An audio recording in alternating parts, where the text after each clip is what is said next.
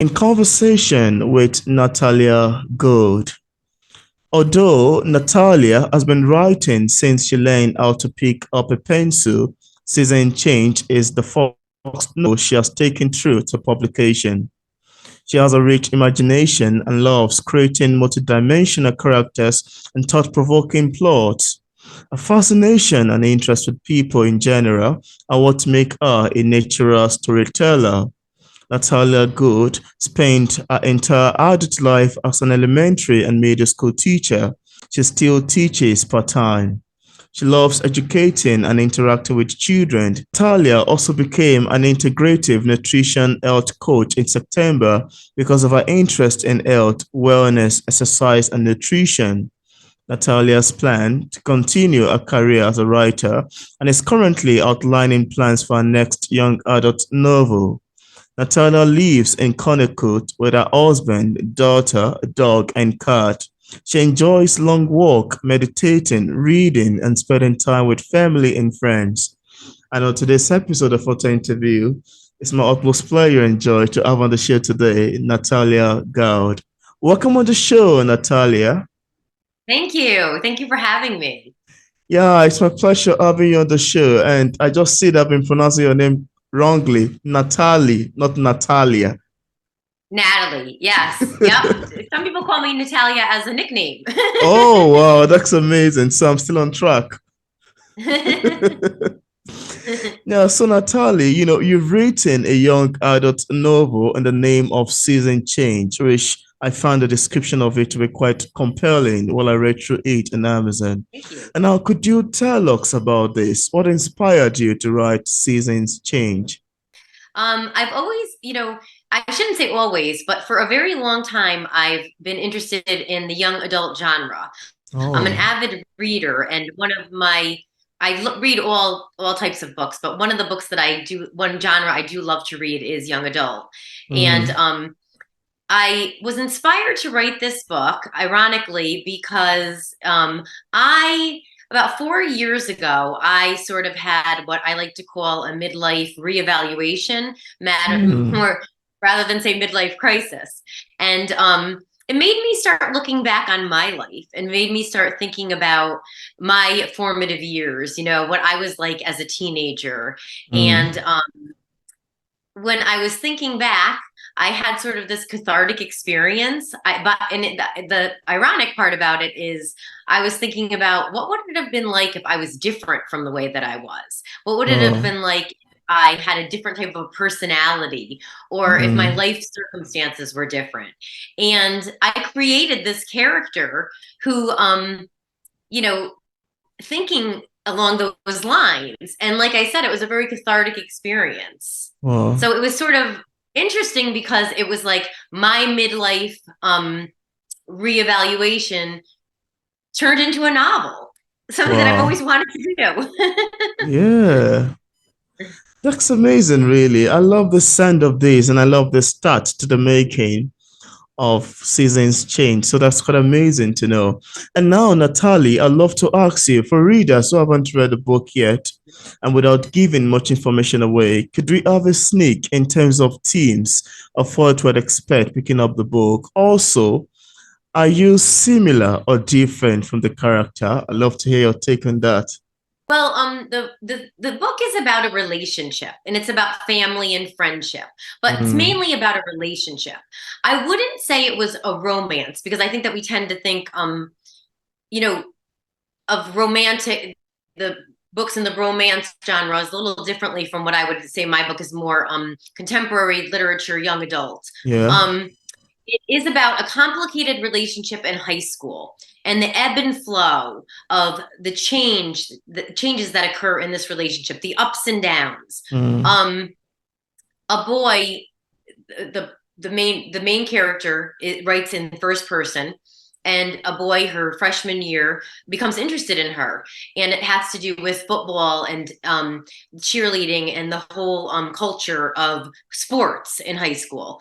um, mm, and her parents are involved in the athletic department and involved in the school, and her friends, and it has to do with everyone's reactions to their relationship and the fact that she likes him and is attracted to him, but he keeps Oh. messing up.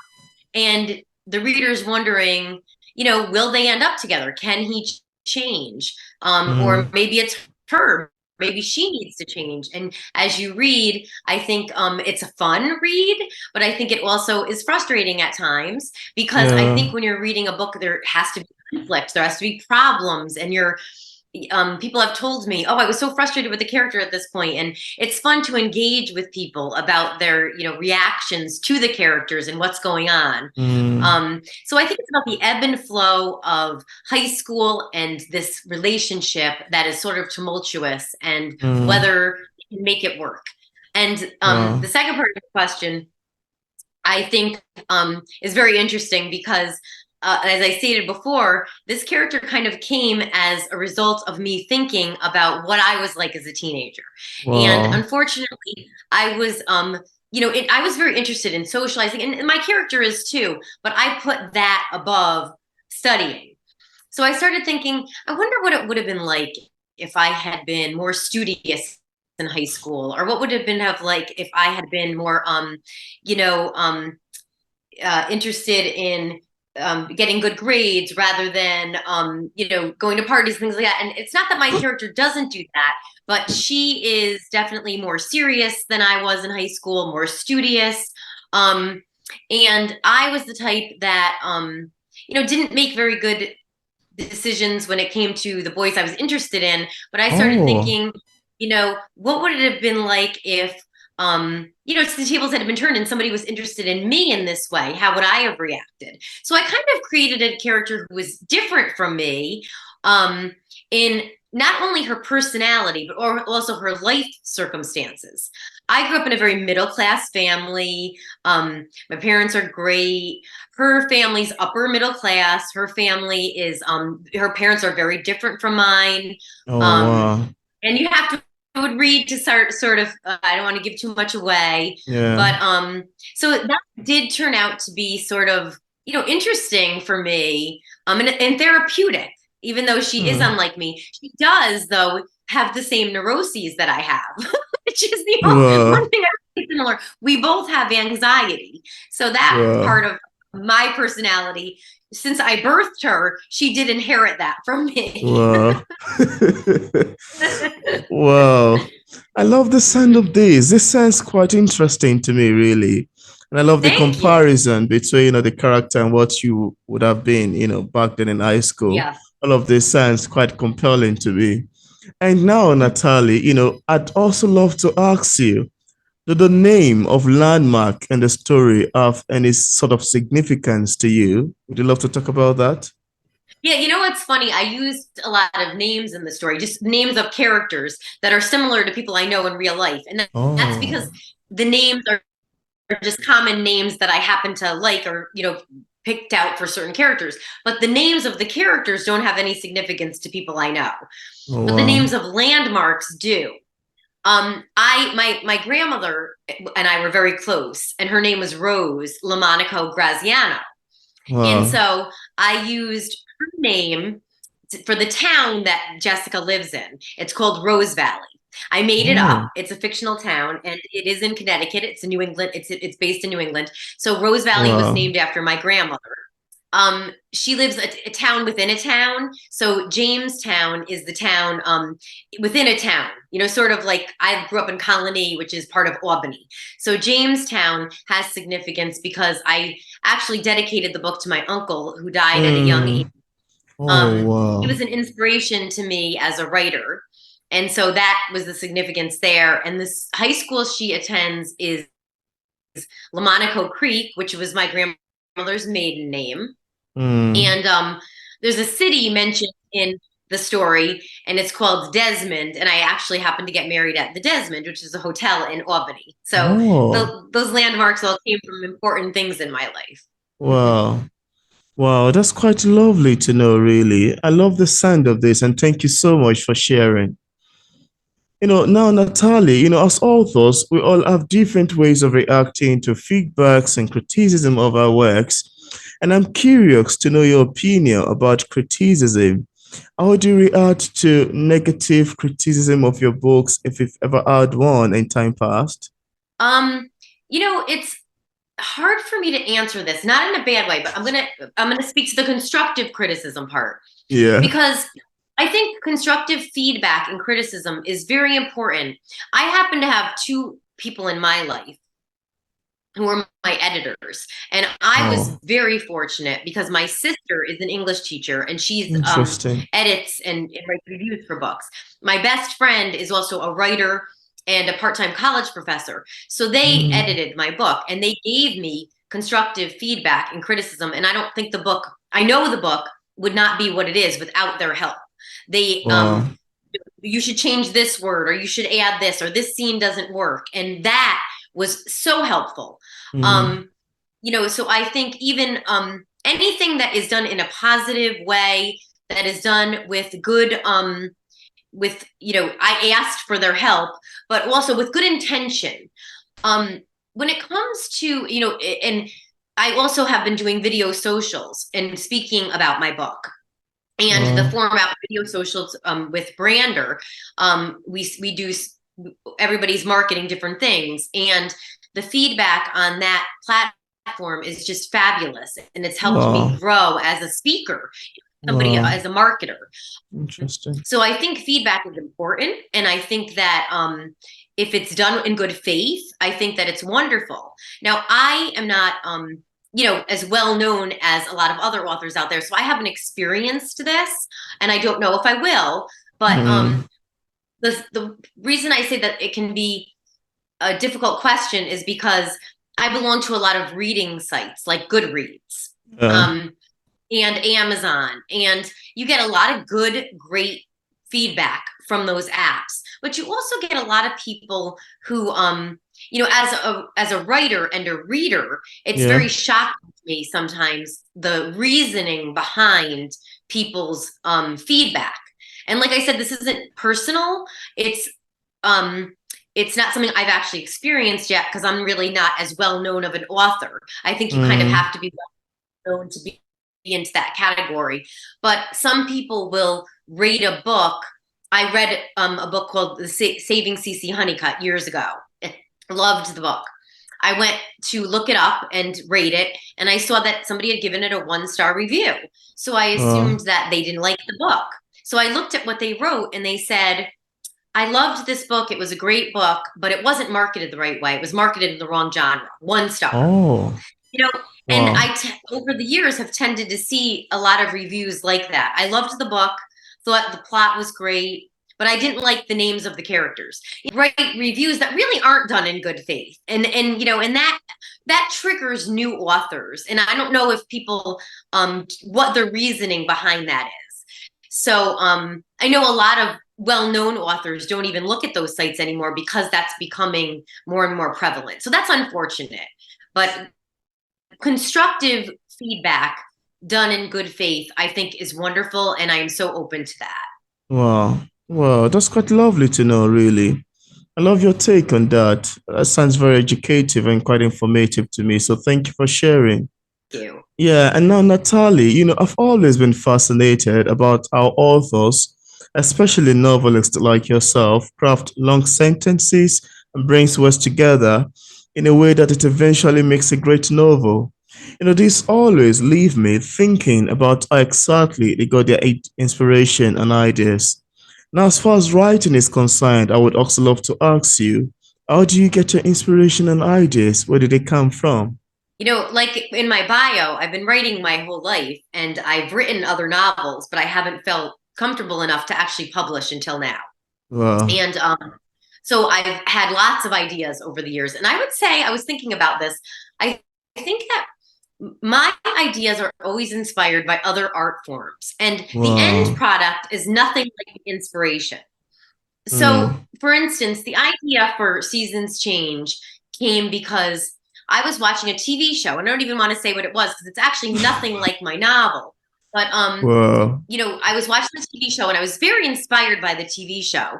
And it was Wow. what made me start to think about my high school years and if I Mm. what I would have been like if I had been, different from the way that I was. And the TV show sparked something in me that made me Wow. start thinking about this. And I think other TV shows, books, movies, when something inspires you, you don't copy it, but I think that you become, it stays with you, and you think about it, and you sort of Mm, just feel that inspiration, that joy that it brings you. And so absolutely. the theme and the idea of that particular show had me thinking, because it was so inspirational to me. And I started creating this character after watching that show. And, Uh, this character obviously was not a part of that particular show, had nothing to do with it, but I was just inspired. I think I'm always inspired somehow by something else that I watch or read, or, uh, and then it eventually evolves into something completely, of its own, completely different, and of its own. But yeah. I'm inspired somehow by art, some kind of other art, I think. Uh, wow, that's quite lovely to know, really. I would like to say that I like the sound of your book, and at this point, I would love you to show the book to the camera if you have sample there with you. Yeah, this is the book. Beautiful cover. Yeah, season change. I love this cover. Quite beautiful to Thank me. you. Yeah, Interesting. time, obviously, and there, it is about football and cheerleading. So, and I liked the green because it's nature. The changing. Especially in New England where I live, seasons are always changing, and green Yeah. represents the leaves on the trees and the grass, and there's just so much in nature, and the brown sort of like sand, and Mm. that was the idea behind the color um, Uh, of seasons change. So, so that's yeah, quite this is it. amazing. Yeah, that's amazing. And now Thank I'm curious to know if you experience any challenges in the process of writing season change. If there is any, could you share with us what challenge it is and how you ultimately overcame it? I had the idea, and that was the fun part. I had the idea, and I thought, you wanted to do this. It was midlife. I said about 4 years ago, I said, I want to do this by the time I turn a certain age. And I did. And I said, I planned it out, and it took me about a year, to be honest, because I was teaching full Uh, time, and my mm, heart and soul was into teaching. And so it was a lot of fun. I kept getting ideas. I first created the characters, and then I started thinking of different situations the characters could get into, and I was taking lots of notes. mm, And after a while, I put all the notes together, and I said, when would this happen, and when would this happen? And those characterizations turned into situations, and then that turned wow. into a plot. um, Mm, I would say the challenges were, one, I was teaching full time while I was writing, and putting my all into teaching because I, love children and love teaching. I mm, also, the year that I spent doing the editing, I was teaching and becoming a health coach at the Institute of mm, Integrative Nutrition. So I was editing, teaching, and becoming a health coach. So it was pretty busy, and I have a family, so wow. I was busy and tired. But I really wanted to meet that deadline, and I did. Mm, And so I would say, for me, when it comes to writing, I really wanted to edit as much as possible. So even once I was into the publication process, I was still sort of editing. So the wow. editing was also a challenge, because Wow. I wanted to make sure that, a lot of times you pick up books and there's mistakes, and I really wanted to have as few as possible. Yeah. So I Yeah. really did a lot of that myself. Yeah, that's great. That's great. I love your sound. I love the sound of that, and I love your take on that too. And now, Natalie, apart from Seasons Change, do you have any other works you've authored or maybe currently working on? I have not actually published anything before, but I have written Wow. novels that I didn't feel comfortable going through the process. So right now I'm actually working on two different projects, and I'm not sure which one I'm going to go with. But Jessica, in my novel, it Yeah. mentions her grandmother, her family members, and for years I've had an idea that I wanted to write a novel about an actress that takes place in the 50s, and what this actress Wow. had gone through, and it's her great grandmother. So Oh, I added that character to this story. So I'm trying to decide if I want to write that novel, which would probably take a while because I did do a lot of research in the past about Hollywood studio system in the 50s and what that was like for women. And mm, I have to go back and revisit that. Um, or I'm also sort of drafting a plan for her sister. Her sister is a character in the novel, and I was trying to decide which novel I want to go with first. Do I want to write a sort of a companion novel that oh, would wow. be in first person through the eyes of her sister? So I'm debating about which one I would like to write. Wow. That's quite lovely to know. And I hope that goes on successfully. That's quite lovely to Thank you. know. Yeah.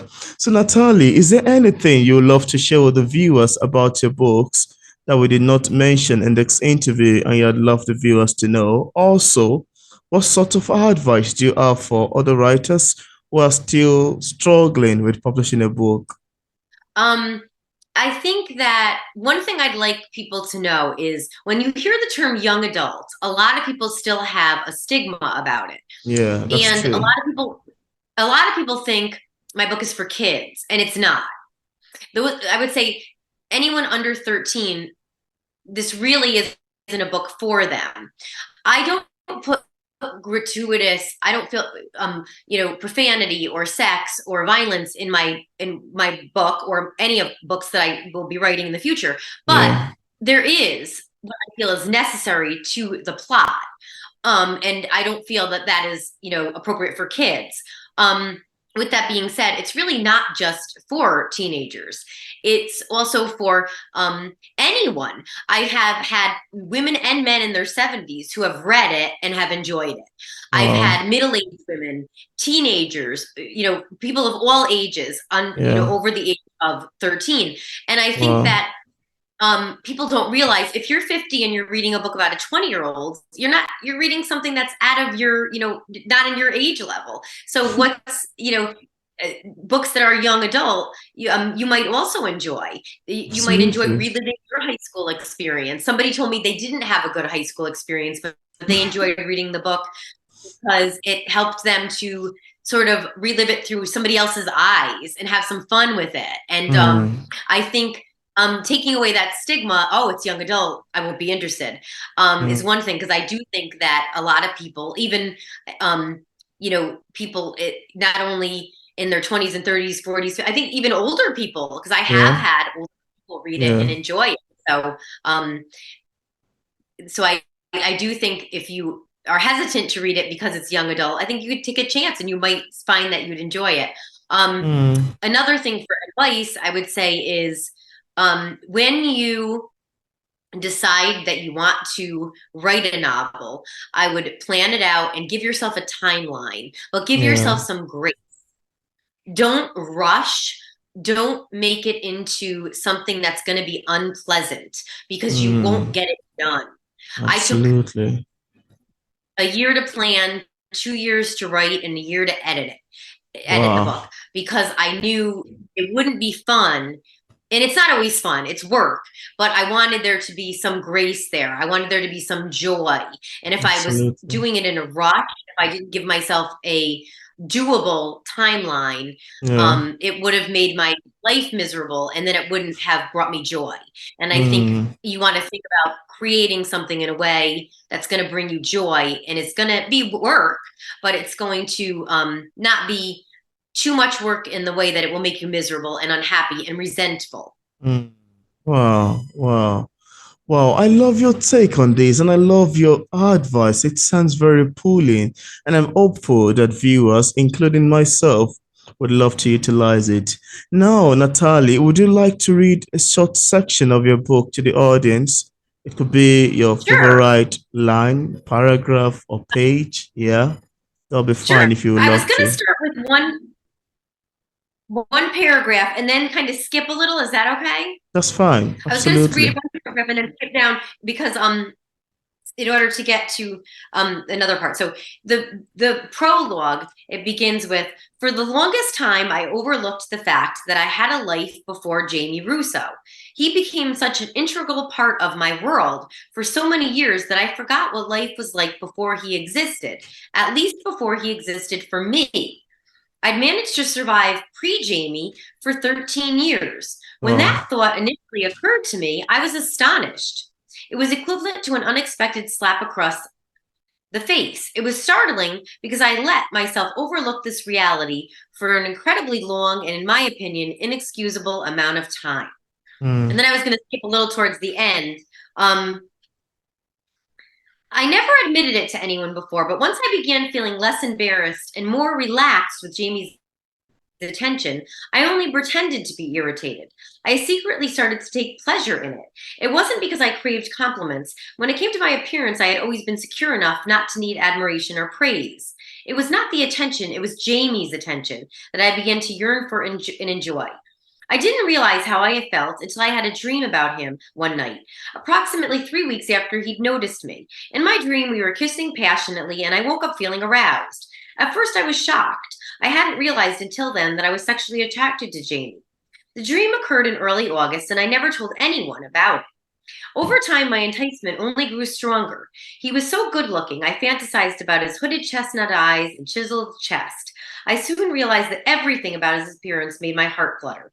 His bronze skin, full lips, camel colored hair, streaked with champagne highlights. And after that dream, after my subconscious mind informed me that Jamie Russo indeed magnetized me, my life changed. That was when the pre Jamie Jessica ceased to exist. And it wasn't until many years later that I remembered I did have a life before Jamie Russo. Wow. Wow, that's quite amazing, really. I love your recitation. And while you were reading it, I discovered that well, I know you read prologue first before the other one, but then it was written in the first person point of view. And I don't know, is it the character that is the one telling the story? I'm not sure if I'm correct Yes. about that. Yeah, I have a preface. In the beginning, there's a little bit of there's a preface and there's different characters talking about Jessica and her family. Oh, And I wanted to give interesting. some background before she took on the role of first person. So the Oh, prologue is about 10 pages of information given by just various narrators. And then mm, she jumps in the prologue, and that's when she tells the story. And it's wow. all her, first person. Oh, that's an impressive techniques with storytelling. I love that. Oh, thank you. I love your method, really. It's beautiful. And Thank now, you. Natalie, in case we have some viewers who are currently watching this interview, I would like to get a copy of Season Change. And what platform is it available on for purchase? Right now, it's available on Amazon and Barnes and Noble. Oh, It's available on Amazon in Kindle in the and version. paperback. Oh, And it's great. also available on Barnes and Noble as an ebook or paperback. Amazing. That's Yep. great. And I left a link in the discussion part of this interview where interested viewers can get a copy of Natalia's Season Change directly on Amazon. So thank you so much, Natalie, for accepting the invitation to be featured on P English Literature. It's awesome having this conversation with you. Thank you. I've really enjoyed it. Thank you for having me. Absolutely. It's my pleasure as well.